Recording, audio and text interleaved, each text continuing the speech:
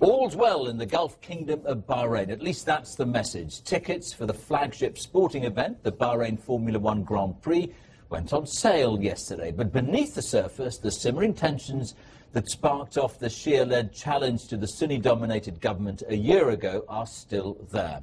The anniversary of the uprising last week was marked by a tense standoff between activists and the security forces. Well, the question then remains, what next for Bahrain? To discuss this, I'm joined by Mariam Mannai. She's an executive manager at Young Arab Leaders Bahrain office. That's the Bahrain office. And also with us is Bahraini businesswoman Sarah bin Ashoor. Thank you both for being with us here on GMT. Mariam, if I could start with you. So the anniversary of the uprising has come and gone. What do you think needs to happen now? To me, I think what we need is a grassroots movement, social reform. I guess we need to redefine what it is to be a Bahraini, what brings us together as a nation. A lot of people don't realize that with rights comes obligations. I think we need to work on the social fabric tear that has occurred from the uprising, and that's the way forward.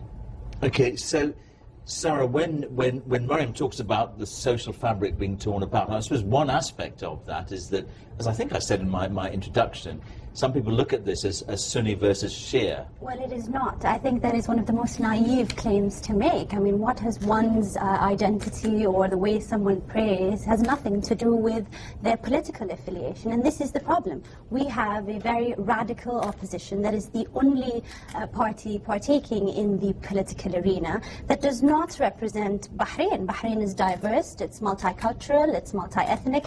I'm a Shia Arab. My mother is a Roman Catholic Bahraini. That is Bahrain. The opposition we have, not so much. But wouldn't it be fair to say, and I hear what you're saying, that it may be simplistic to talk about this in sectarian terms, but is it not the case that the majority of people are Shia and they're ruled largely by Sunni, and that can't be an accident, surely? Well, it's as good as saying that, you know, everybody in the country is a redhead, so we must have a redhead king. This is not... Well, it's not quite like that, is it? It's quite naive to put in... I mean, I'm a Shia Arab, and I'm against this opposition because this opposition is dogmatic. It's internally undemocratic, but finds itself promoting itself to the world as a democratic movement. And here we are to bring the silent majority out. Hold on, just one second.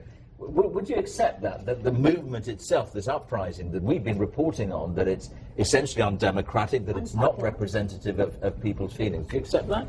True. I mean, for me as a woman, the opposition, or how it portrays itself, actually it terrifies me. The fact that not a single woman has run from Wafaq, the main opposition party, in parliament.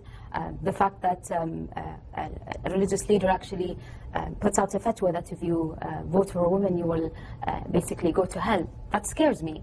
And for that opposition to demand reforms or democracy, to me personally, I don't want that kind of democracy. So why do you think then voices like the two of you, if you don't mind me saying, moderate voices if you like, why aren't they being heard? Why is it then we're only hearing from the more radical elements? Actually, we're here to ask that question. I think it's easier for the media to portray... You're not going to blame it on us, the media, are you? The villain versus the good guy, I mean, the typical Disney story, as you may call it, it's very easy. It's very convenient to portray. People actually, or how you can actually say, people root for the underdog. It doesn't necessarily come out to reflect the truth or what's going on the ground. I guess it's just easier to pick up in the press. Just very, very quickly, would you accept that something is wrong and needs fixing? Well, of course. I mean, to be anti-reform is a bit foolish. We all want the right sort of progress, just constructively, not through violence, not through a radical opposition, through the views that are nationalistic, a solution that comes out of society. Well, one other thing, I'm really sorry, got about 10 seconds to this answer. You're in business. I mean, has business suffered as a result of this? Of course it has. I mean, you know, there's a difference between peaceful protesting and rioting and anarchy. And what we've witnessed in Bahrain over this past year is a deterrent to the progress we've had in the past 10 years, and that transcends emotions, transcends our markets and the economy. All right, we have to leave it there. Sarah bin Ashoor and Mariam Mannai, thank you both for being with us here on GMT.